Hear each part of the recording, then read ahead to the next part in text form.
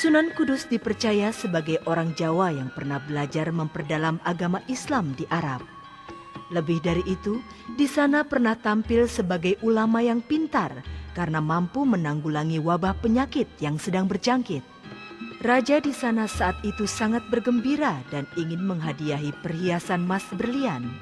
Namun Sunan Kudus menolaknya. Hanya pada saat kepulangannya ke Pulau Jawa, beliau membawa sebungkah batu sebagai kenangan.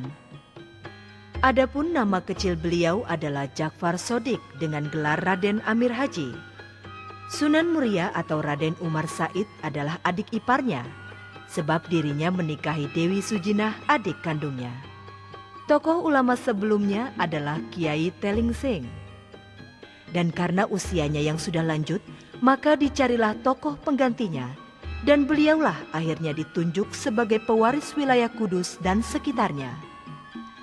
Sunan Kudus ternyata bukan saja seorang ahli agama, tetapi juga tokoh yang cerdik dan bijaksana.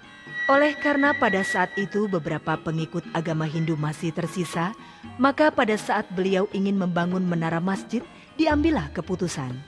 Beliau tidak mau membangun menara seperti yang ada di Arab, sebab dikhawatirkan akan menyinggung atau menyakiti hati orang-orang penganut Hindu.